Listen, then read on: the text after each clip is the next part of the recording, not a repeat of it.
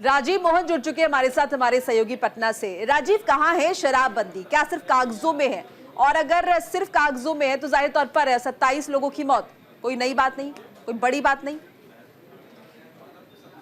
नहीं, ये तो कई बार हो चुका है कि देखिए जो शराबबंदी बिहार में है वो बस नाम कर रह गया है।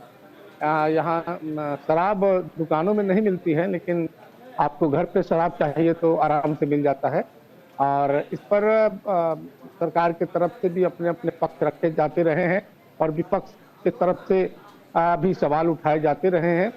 और बल्कि सत्ता पक्ष में जो एनडीए के घटक दल हैं वो भी इस तरह के सवाल उठाते हैं कि बिहार में जो शराबबंदी है वो निश्चित तौर पर अब कह सकते हैं कि नाम मात्र का है, बस फाइलों में है, कागजों में है, लेकिन हकीकत में कहीं नहीं है। पहले चोरी छुपे ये होता था, लेकिन अब ये खुलेआम है। अगर आपको किसी कस्बे में जाना है, आप उस शहर में है, गांव में है, पंचायत में, कहीं भी इस शराब की डिलीवरी है। देखिए, ये जो घटना हम लोग जो चर्चा कर रहे हैं छपरा और सिवान, इस घटना को देखिए। ये पूरी घटना जो है, जो चुलाई शराब होती है, अंग्रेजी शराब से जुड़ा हुआ मामला नहीं है जी।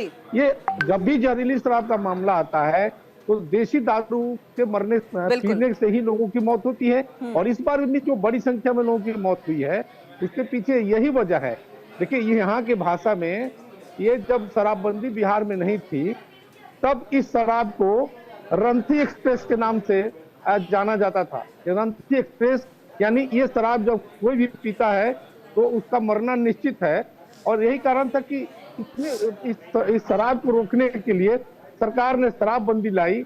लेकिन इस शराबबंदी के साथ साथ जो देसी शराब है या जो विदेशी शराब है, सब पर लागू हो गया। और बिहार में राजीव, ये बताइए कि पक्ष विपक्ष पर निशाना साध रहा है। विपक्ष जो है सरकार पर मौजूदा निशाना साध रहा है। एसआईटी का गठन भी कर दिया गया है, लेकिन फिर जांच होगी कैसे? और क्या ये बात निकलकर सामने आ पाएगी कि 27 लोगों की मौत का जिम्मेदार कौन है?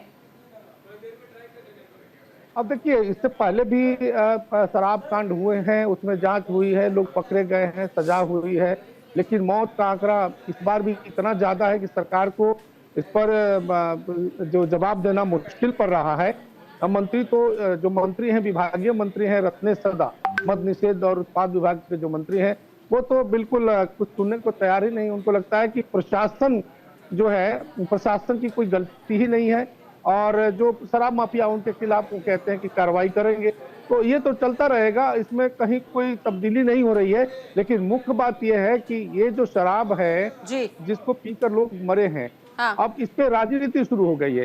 एक तरफ सरकार कर रही है कि हम जो इसमें जो भी कांड में जो शामिल होंगे उनको बड़ी कार्रवाई करेंगे। दूसरी तरफ ये कहा जा रहा है कि जैसा कि जनक राम ने कहा, बिहार सरकार के मंत्री हैं, कि ये सब राजद के लोग ही जुड़े हुए हैं, माफिया हैं, शराब माफिया है, वही करा रहे हैं। पहले भी शराब कांड हुआ है, उसमें जांच हुई तो उसमें जो लोग का नाम आया, जो आरोपियों का नाम आया, उसमें ऐसे लोग पाए गए जो आरजेडी से जुड़े हुए थे। बिल्कुल, एक दूसरे पर आरोप लगातार ये पार्टियां जो है लगा रही है। शुक्रिया राजीव मोहन, तमाम जानकारी अपडेट के लिए आपका।